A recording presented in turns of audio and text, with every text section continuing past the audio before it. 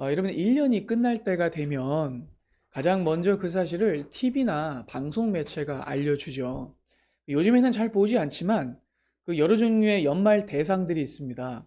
뭐 연기 대상, 연예 대상, 뭐 코미디 대상, 가요 대상 같은 행사들이 열리고 각 방송사마다 한 해 동안 방송했던 프로그램들을 되돌아보고 결산하고 또 자축하는 시간을 보내죠. 회사들도 1년을 결산합니다. 전체 종무식이 있고 또 각 팀마다 처리했던 업무들을 총정리하고 회계를 보고하기도 합니다. 개인들도 각자 결산을 하죠. 근데 요즘에는 어플이 너무 좋아져가지고 먼저 알림이 막 떠요. 심지어는 기대하지도 않았던 결산 정보가 오기도 합니다. 며칠 전에 유튜브에서 알림이 딱 와서 뭐야 그러고 봤더니 경원님 올해는 이 노래를 많이 들으셨습니다 하고 오더라고요. 지난 1년간 제가 어떤 노래와 어떤 장르의 곡을 주로 접했는지 정리해서 심지어 그래프로 알려주더라고요. 알라딘에서도 메일이 왔어요. 올해는 책을 몇 권 구입하셨습니다. 당신이 가장 관심 있어 하는 주제는 이것입니다. 그러면서 이런 책은 어떠신가요? 하면서 또 유사한 책들을 추천해 주기도 해요. 금융 어플에서도 알림이 와요. 이번 달은 여기에 지출을 많이 했습니다. 좋은 소비 습관이네요. 하면서 칭찬도 해줘요. 한번 눌러보니까 내가 이체에 쓴 돈은 얼마고 또 식비에 쓴 돈은 얼마고 주거나 통신 같은 데는 쓴 돈이 얼마인지 또 보험에는 얼마가 들어가는지를 참 상세하게도 알려줍니다.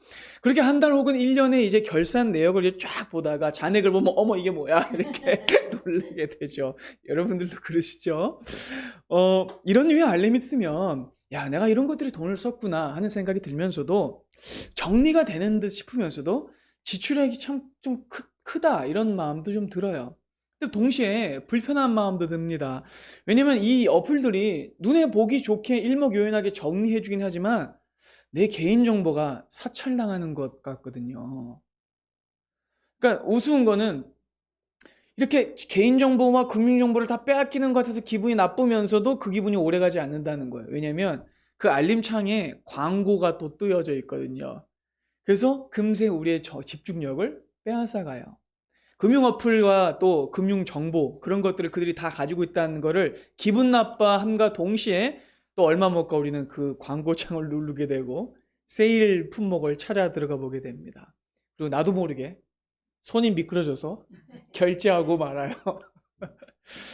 여기 우리는 결산 보고를 받는 중에도 또다시 결제를 하는 행동을 하곤 합니다. 그리고 이쯤 되면 내가 결산을 하는 건지 내가 결산을 받는 건지 모르겠어요. 이렇게 여러분 우리는 현대사회 안에서 소비하는 사람으로 결제하는 사람으로 여겨져요. 일상을 살아가면서 내 이름을 제외하고 제일 많이 듣는 호칭은 아마 고객님일 겁니다. 그리고 정말 헷갈릴 때가 있어요. 결제를 하는 사람은 난데 주인은 내가 아닌 것 같아 아무리 생각해봐도. 정작 주인은 그 결제를 받는 해당 기업 같기도 하고 그 업체 같기도 해요. 내가 대출을 받아서 집을 샀으면 그 집은 내 거 같은데 내 게 아니에요. 그렇죠. 은행 겁니다. 여러분 겉으로만 우리는 결산하는 대상 같아 보이지 사실 우리가 받게 되는 것은 청구서나 세금 계산서에 더 가깝습니다. 그리고 이것이 바로 오늘날의 이 시대가 우리를 규정하는 방식이죠. 프랑스의 철학자이자 사회심리학자인 장 보드리아르라는 사람이 있는데 이 사람이 이렇게 말했어요. 현대사회에서는 개인의 정체성을 구성하는 핵심 요소는 바로 소비이다 라고 했어요. 그러니까 소비 행위는 개인의 정체성과 아주 밀접한 연관을 갖고 있는데 사회심리학자들의 연구에 의하면 한 사람의 소비에는 그 사람의 컴플렉스, 그 사람의 결핍, 그 사람의 욕망이 전부 투영되어 있고 그리고 그 욕망이 계속해서 사람을 소비하는 존재로 길들인다고 말해요. 여러분 우리는 매일마다 값을 지불합니다. 카드를 긁습니다. 결제를 합니다. 하지만 소비를 하는데도 불구하고 우리는 주인으로 취급받지 못해요. 잠시 동안만 이용할 뿐입니다. 그렇죠? 오히려 진짜 소비당하는 건 우리 자신이에요. 우리는 거대한 시장 세계 안에서 다만 결제할 뿐 주인이 되지는 못해요. 그리고 우리는 정말로 무엇을 구매해야만 인정받는 세상 속에 살아갑니다. 그러다 보니까 물질을 더 매달리게 되고 현실에 급급하게 되고 개인의 정체성을 숫자와 금액으로 치환해서 생각할 때가 많아요. 우리 삶의 대부분의 문제는 바로 여기서 일어나죠. 문제는 돈 자체에 있는 것도 아니고 사회 시스템에 있는 것도 아닙니다. 사회와 시장 자체가 악인 것은 아니에요. 문제는 인생을 대하는 나의 태도에 있어요. 나 자신이 주인이라는 생각, 바로 거기에 있다는 겁니다. 내가 내 인생을 계산하고, 내가 내 인생을 판단하고, 내가 내 인생을 스스로 주도할 수 있을 거라는 생각, 그리고 내가 내 삶을 스스로 통제하고 결산할 수 있다고 믿는 생각, 오히려 이런 생각을 성경은 잘못된 생각이라고 말합니다. 나 자신을 인생의 주인으로 생각하는 그 생각과 판단을 바로잡지 않으면 오히려 우리는 무언가의 종이 되어 끌려갈 수밖에 없어요. 그리고 그것들은 계속해서 우리를 올가매고 무언가를 계속 유출하게 만들 뿐입니다. 그래서 성경은 우리에게 이렇게 말합니다. 스스로 주인되는 삶을 살 때 오히려 속박된다라고 말이죠. 성경은 오직 하나님이 주인 되시는 삶, 하나님이 결산하시는 삶을 살 때에만 진정한 행복이 온다고 말씀합니다. 삶의 행복은 내 스스로가 결산을 내리는 주인이 아니라 결산을 받는 청지기라는 것을 깨달을 때 오게 됩니다. 여러분, 2024년의 마지막 주일입니다. 오늘 이 말씀을 통해 지난 한 해를 돌아보고 주님 앞에 결산받는 은혜가 있길 바랍니다. 진정한 결산의 날을 또한 바라보며 진정한 믿음으로 우리가 무장하게 되는 은혜가 있기를 바랍니다. 오늘의 본문이 이 히브리서의 저작 연대는 주후 60년경입니다. AD 60년경이요. 근데 이때 당시 교회는 어마어마한 이 로마의 박해를 받고 있어요. 제가 로마 이때 얘기가 그러니까 마가복음과 쓰여진 시기가 크게 다르지 않아요. 그러니까 이때 초대교회는 엄청난 로마의 박해를 받고 있었어요. 그때 이 본문의 저자는 박해받고 있었던 이 유대인 기독교인들을 위해 시급히 히브리서를 썼어요. 그 이유는 당시의 유대인 기독교인들이 자꾸 현실과 타협하고 있었기 때문에 그래요. 잘못된 판단을 하고 있었기 때문에 그래요. 당시 유대인 성도들은요, 로마의 혹독한 핍박이 임하자 결국 손익을 따지는 계산을 해버리고 말아요. 그 계산은 무엇이냐면 바로 배교였습니다. 당시 거대한 배교의 물결이 일어났고 셀 수 없이 많은 유대 기독교인들이 교회를 떠나 기독교를 떠나 유대교로 돌아가고 있었어요. 유대교로. 그 이유는 당시 유대교만이 로마 제국에게 허가 승인받은 유일한 종교였기 때문이에요. 자, 예수를 믿는 교회를 떠나 다시 유대가 교회가 되면 더 이상 이 로마의 핍박을 받지 않아도 됐기 때문이죠. 그래서 당시 유대교가 로마에게 허가받은 종교라는 것을 여러분 보면 사실 유대교의 실체를 알 수 있어요. 유대교는요, 사실 하나님을 믿는 종교가 아니었어요. 유대교는 이미 오염된 지 오래였습니다. 자, 유대교는요, 이스라엘이 수백 년간 포로기를 겪는 동안, 식민지배를 겪는 동안 세속 종교와 똑같이 타락해버리고 맙니다. 다만 그리고 어디에 집착했냐? 성전 건물에 집착했어요. 율법 수칙에 집착했어요.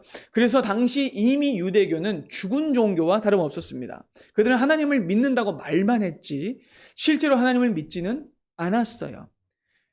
여러분 아실 겁니다. 예수님을 십자가에 못 박으라고 외쳤던 유대인들이 그때 뭐라고 말했었는지를요. 그들은 스스로의 입으로 자신들이 하나님을 믿지 않는다고 말했어요. 요한복음 19장을 보시죠. 자, 예수님을 불법 재판할 때입니다. 이날이 6월절 준비이고 때는 6시였습니다. 빌라도가 유대인들에게 말합니다. 보라, 너희의 왕이다. 이 사람은 내가 아무리 봐도 죄가 없다 라고 말하자 그들이 소리 지릅니다. 없이하소서, 없이하소서. 없애버리라는 겁니다. 십자가로 보내버리라는 겁니다. 그리 십자가에 못 박게 하시옵소서. 빌라도가 이르되 내가 너희의 왕을 십자가에 못 박으랴? 그러자 대제사장들이 대답을 하죠. 누가 우리의 왕이래요? 가이사가 누굽니까? 로마의 황제죠. 자, 스스로의 정체를 밝히는 말이 나와요. 그러니까 쉽게 말해 당시 유대교는요, 신사참배하는 것과 똑같은 상황이었다는 말입니다. 하나님을 믿지 않았어요. 하나님을 믿는 척하고 자신들의 기득권을 믿었죠. 교활한 로마는 이 유대교의 실체를 파악했어요. 그래서 적당히 종교 형식만 눈감아주는 식으로 그들을 허용해줬어요. 물론 로마 황제에 대한 충성을 요구하면서 말입니다. 그러니까 당시 유대교는 진정으로 신앙을 지키는 종교가 아니라 폰만 잡지 알맹이는 하나도 없는 공갈 이익 집단이었다라는 거예요.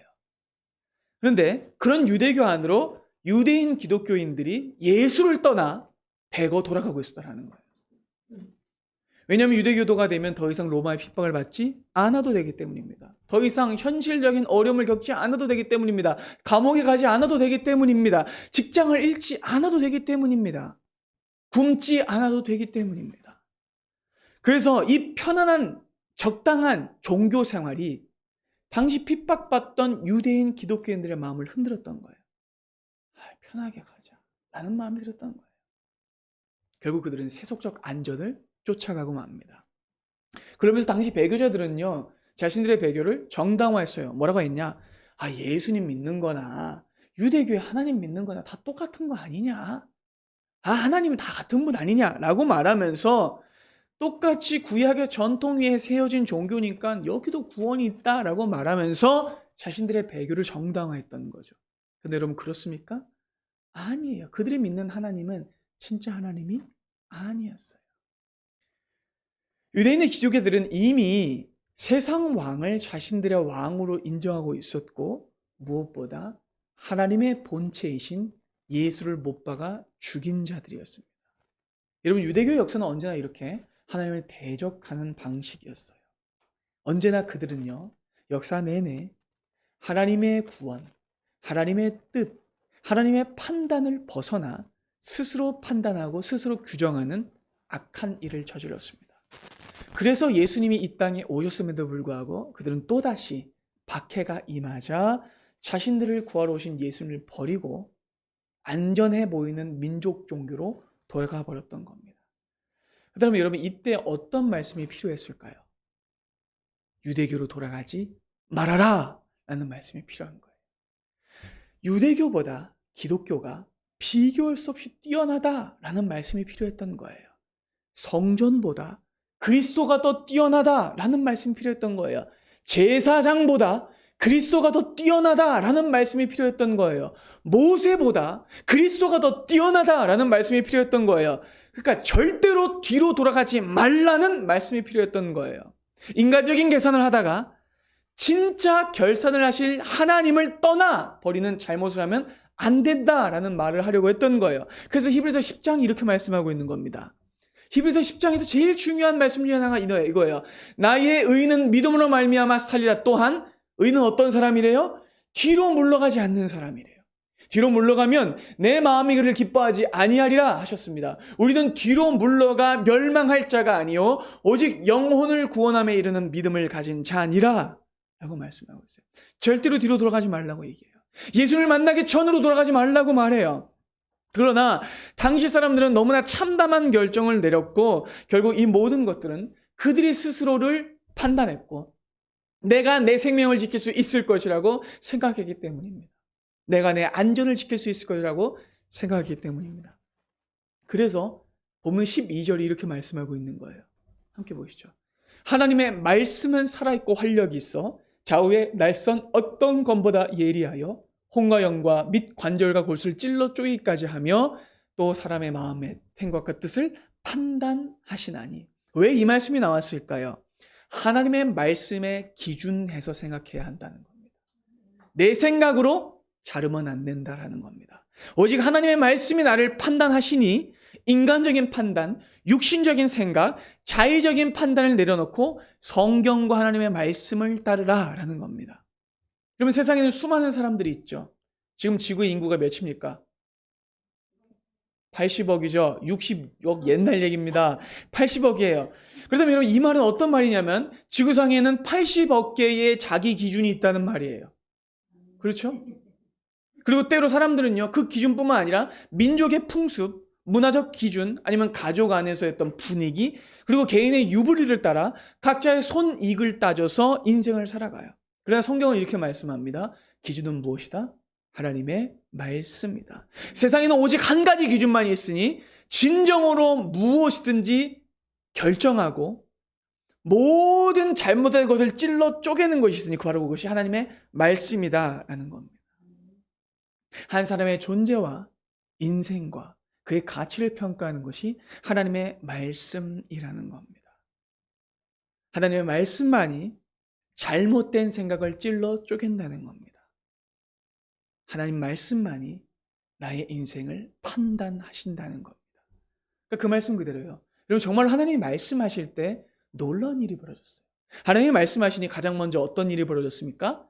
창조가 일어났습니다. 하나님의 말씀이 모든 것을 만들었죠. 하나님이 말씀하실 때 질서가 생겨났고 모든 기준이 잡혔습니다. 하나님의 말씀은 창조이며 질서였습니다. 그리고 첫 우주를 창조하실 때 주님이 하신 말씀은 어둠을 비추는 말씀이었습니다. 무엇이었습니까? 빛이 있으라 했어요. 그리고 하나님이 또 질서를 잡으셨죠. 빛을 낮이라 칭하시고 어둠을 밤이라 칭하시니까 질서 있게 구분됩니다. 그리고 종류대로 창조하시죠. 또 하나님께서는 그 이후에 무엇을 정하시냐? 기준을 정해주십니다. 선악과를 먹지 말라는 기준이죠.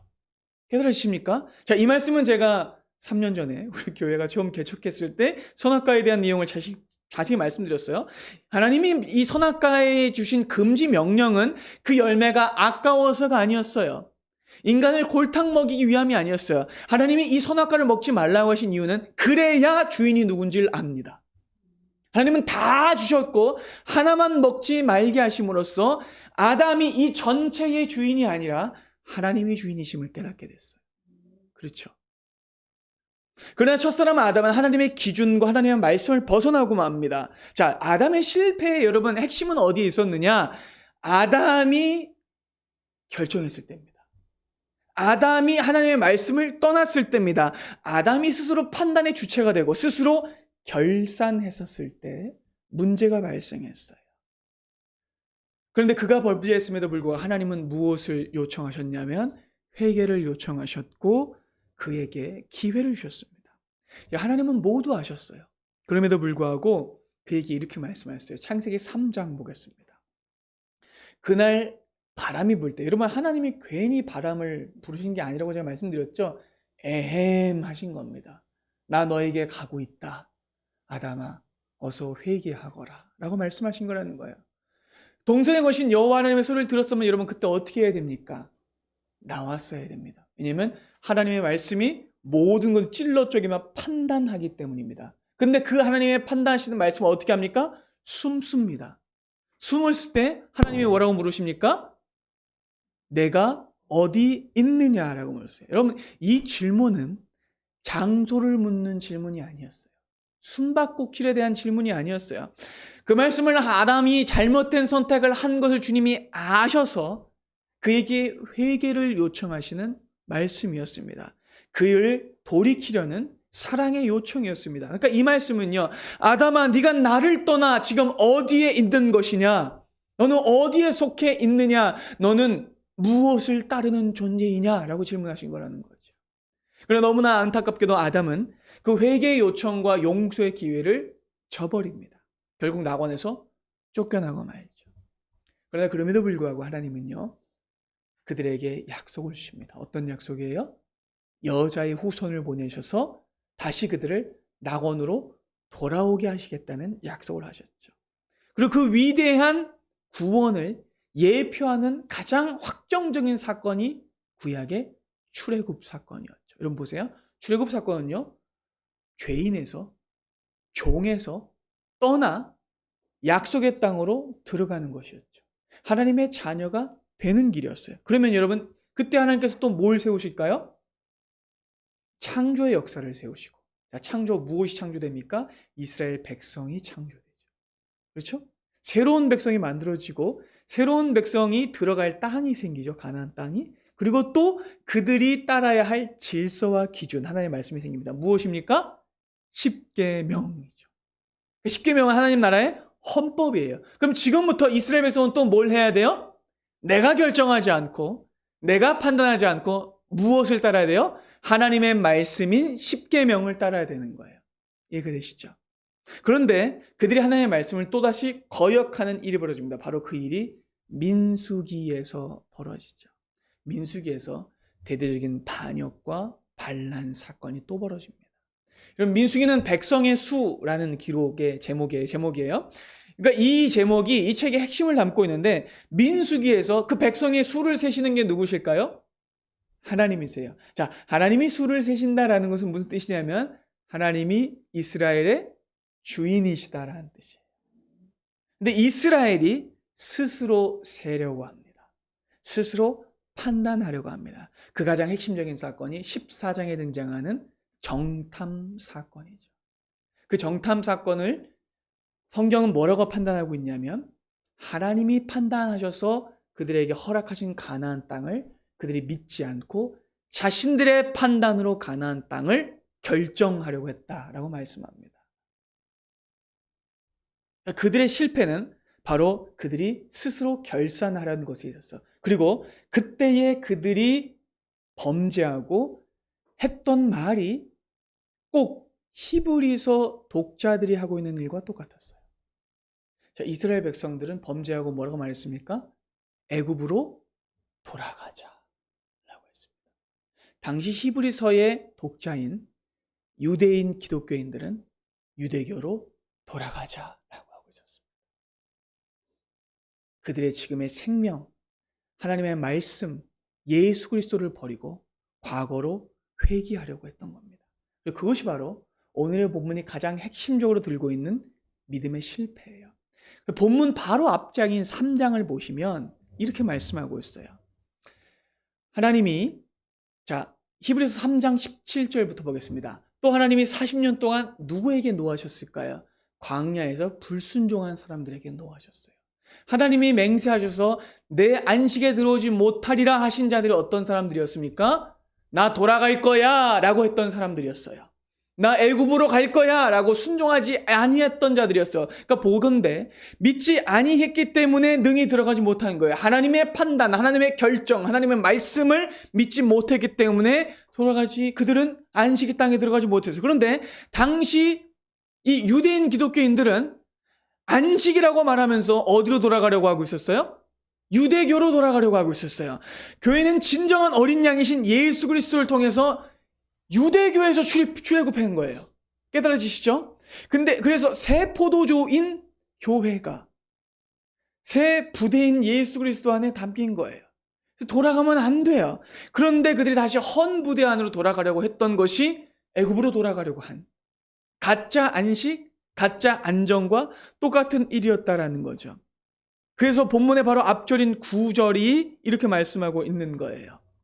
4장 9절부터. 그런즉 안식할 때가 하나님의 백성에게 남아있도다. 이미 그의 안식에 들어간 자는 하나님이 자기의 일을 쉬심과 같이 그도 자기의 일을 쉬느니라. 그러면 우리가 저 안식에, 진짜 안식에 들어가기를 힘쓸지니 그건 진짜 안식이 아니라는 거예요. 유대교로 돌아가는 건 진짜 안식과 안정이 아니라 예수에게 가고 예수를 따르고 그분을 순종하면 진정한 구원을 얻을 수 있다라고 말씀하는 거예요. 그러니까 활력 있고 살아있으며 좌우의 날선 어떤 것보다 예리하여 혼과 영과 및 관절과 우수를 찔러 쪼이기까지 하며 마음의 생각과 뜻을 판단하는 말씀을 듣고 그 말씀을 따라 진정한 안식이 무엇인지를 바로 쫓아가라라고 본문 말씀하고 있다는 거예요. 그래서 13절이 더 강한 어조로 이렇게 말씀하고 있어요. 지으신 것이 하나도 그 앞에 나타나지 않음이 없고 우리의 결산을 받으실 이의 눈앞에 만물이 벌거벗은 것 같이 드러나느니라. 하나님의 말씀이 전해지면 그 앞에 모든 것이 드러납니다. 하나님의 말씀은 거짓과 잘못된 것을 폭로해주며 진리를 밝혀주고 무엇이 속임수이고 무엇이 진짜인지, 무엇이 가짜 안식이고 무엇이 진짜 안식인지를 밝혀줍니다. 하나님의 말씀은 모든 방해물을 뚫고 들어가 한 사람의 어떤 부분적인 성격이 아니라 그 사람의 전인격을 사로잡아요. 하나님의 말씀은 우리 안에 들어와 우리를 판단하고 우리를 일으키며 우리를 죄에서 돌이키게 합니다. 그래서 사도 베드로가 오순절날 성령을 받아서 설교했었을 때 이런 역사가 일어났어요. 하나님의 말씀이 그들을 찔러 쪼갠 겁니다. 사도행전 2장을 보시죠. 그런즉 이스라엘, 사도행전 2장인데요. 뒤에 보면 있을 겁니다. 사도행전 2장 36절부터. 그런즉 이스라엘 온 집은 확실히 알지니 너희가 십자가에 못 박은 이 예수를 하나님이 주와 그리스도가 되게 하셨느니라 라고 복음을 말하자 어떤 일이 일어나요? 그들의 마음이 찔려요. 하나님의 말씀이 그들을 뚫고 들어간 겁니다. 그리고 그들이 뭐라고 말합니까? 우리가 어찌할꼬? 그러자 베드로가 너희가 회개하여 각각 예수 그리스도의 이름으로 세례를 받고 죄 사함을 받으라. 그러면 성령을 선물로 받을 것이다 라고 말하죠. 여러분, 그들이 하나님의 말씀을 들었을 때에 하나님의 말씀을 그들을 찔러 쪼개며 들어갔습니다. 그리고 그들은 무엇을 깨달았냐면 나를 진정으로 판단하시는 분이 하나님이심을 깨달았어요. 그 말씀이 그들을 결국 죄인됨을 깨닫게 하셨다라는 것이죠. 그러니까 하나님이 우리의 판단자, 나의 판단자가 되시고 내가 판단자가 아니라는 것을 깨닫게 되자 그들이 어떻게 됐어요? 하나님께 향하게 됐습니다. 그리스도를 믿게 됐습니다. 그분을 따르게 됐습니다. 여러분, 오직 하나님의 말씀만이 우리를 규정하고 우리를 판단하고 우리를 찔러 쪼갭니다. 그분은 우리의 앉고 일어섬을 아시며 멀리서도 나의 생각을 아시고 나의 모든 행위를 아는 분이십니다. 여호와의 눈은 온 땅을 두루 살피사 전심으로 자기에게 향하는 자를 구원하세요.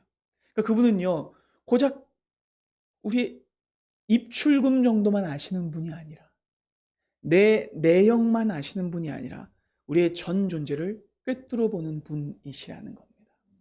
그러니 여러분, 우리는 그분 앞에 아무것도 숨길 수 없어요.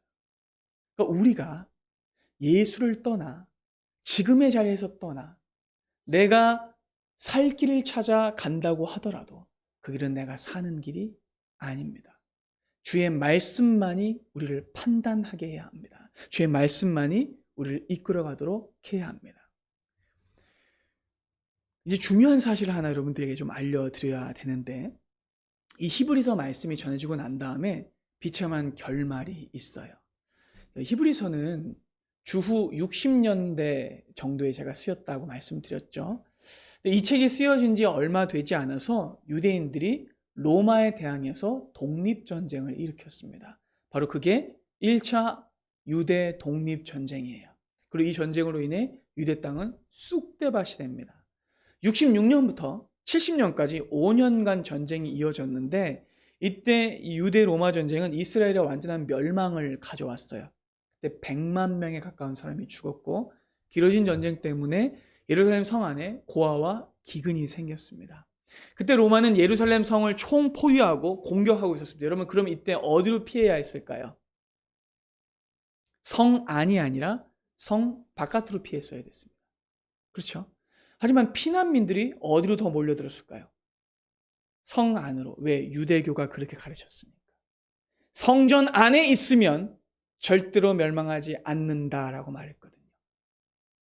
물리적 공간 안에 있으면.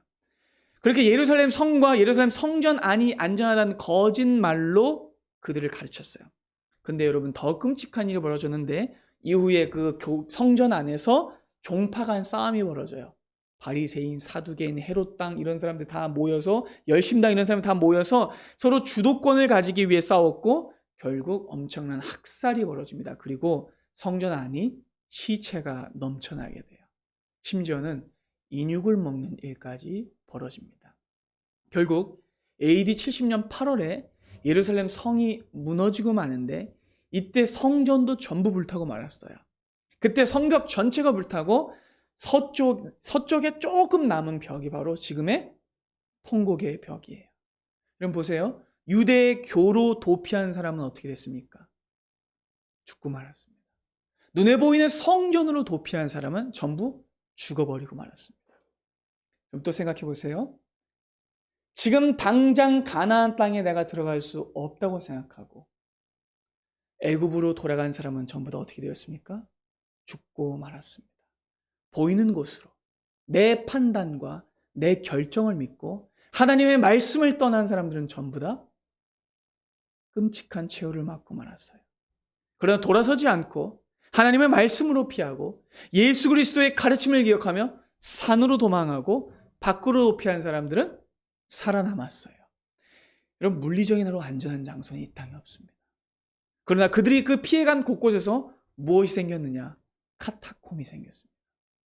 그래서 그들은 땅굴을 파고 또한 지하에 들어가 엄혹한 핍박과 박해를 이겨냈죠. 그리고 그 교회는 오늘날까지 이어져 내려오고 있습니다. 신앙을 빙자해서 내 자신의 판단을 믿고 성전으로 피하고 인간적인 계산과 결산을 따라가는 사람은 결국 안식에 들어가지 못했습니다. 그러나 예수 안으로 피한 사람들은, 하나님의 말씀을 따라간 사람들은 이미 구름같이 허다한 그 성도들의 무리에 함께 있게 되었습니다.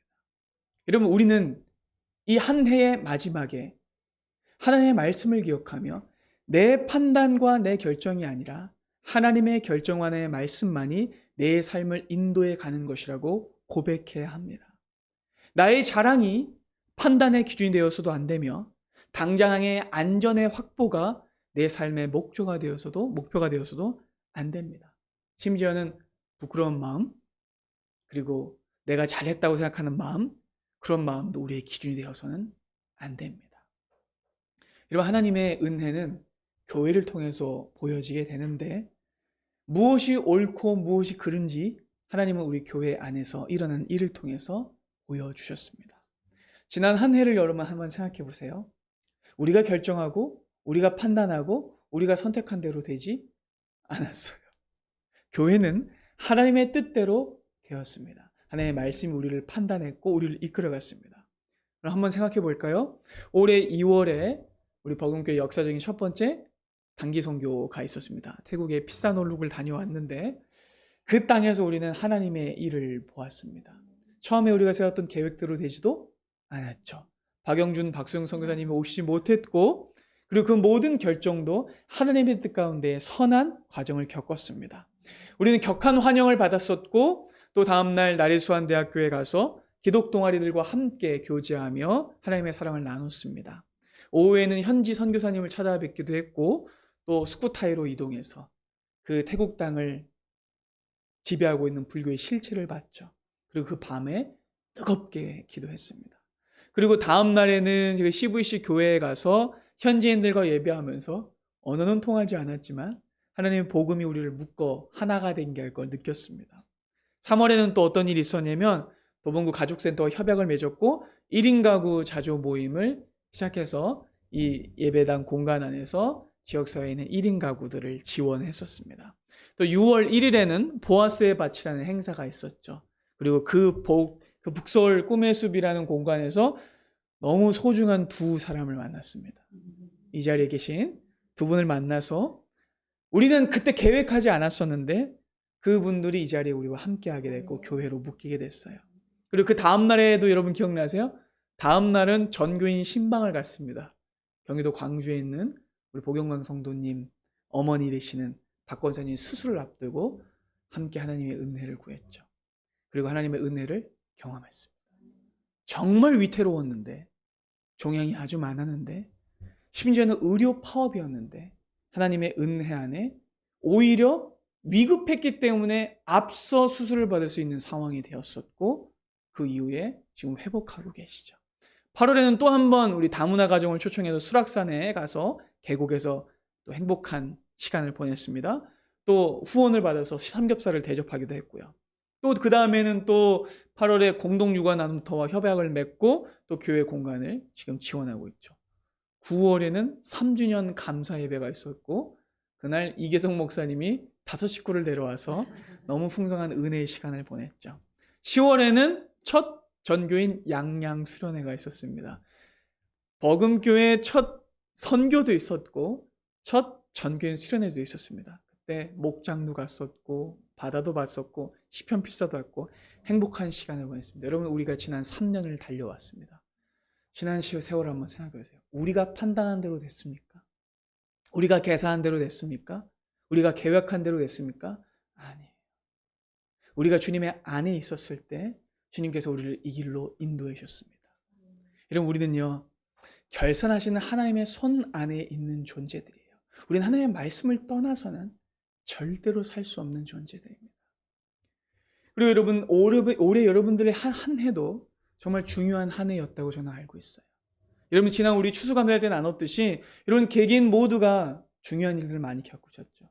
사랑하는 사람을 떠나보내기도 했고 또 직장과 관계의 변화를 얻기도 했으며 또 여러 가지 일을 겪었어요. 하나님은요, 놀랍게 나의 한계를 넘어서게 하셨는데 내가 그어놓았던 선을 넘어가게 하실 뿐만 아니라 그 선 자체를 치워버리기도 하셨어요. 그러니까 여러분, 겸손하게 하나님이 우리와 함께 하셨던 지난날 한번 생각해 보세요. 내 판단대로 되지 않았어요. 내 계획대로 되지 않았어요. 그러니까 여러분, 이 모든 것은 하나님의 말씀과 하나님의 인도 안에 되었다라는 것입니다. 그러니까 여러분, 그 과정에 혹시나 눈물 나는 일이 있을지라도, 혹시나 어려운 일이 있을지라도, 혹시나 위협되는 일이 있었을지라도, 여러분, 우리는 그것을 성공과 실패로 따져 묻지 않습니다. 효능으로 우리는 결정하지 않습니다. 내 자신의 어떤 수치심으로 결정하지도 않아요. 여러분, 우리는 오직 하나님의 말씀 안에서 우리 자신을 되돌아보아야 하고 결산받아야 합니다. 하나님이 오직 평가하시도록 하셔서 지나치게 들뜨지도 마시고 지나치게 침울해하지도 마십시오. 오직 주님만이 우리의 영원한 판단자가 되시며 인도자가 되십니다. 전도서 12장은요, 이 전도서의 결말을 종말론적으로 풀어내거든요. 함께 읽어보겠습니다. 시작.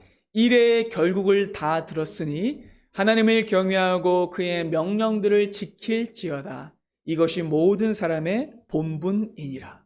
하나님 모든 행위와 모든 은밀한 일을 선악간에 심판하시리라. 아멘. 여러분, 하나님이 우리를 인도하셨습니다. 그렇다면 여러분, 우리 어떻게 해야 됩니까? 뒤돌아봐서는 안 됩니다. 하나님의 뜻 안에 계속해서 우리는 앞으로 나아가야 합니다. 하나님은 우리를 한 교회로 묶으셨고 하나님의 말씀으로 우리를 판단하고 계십니다.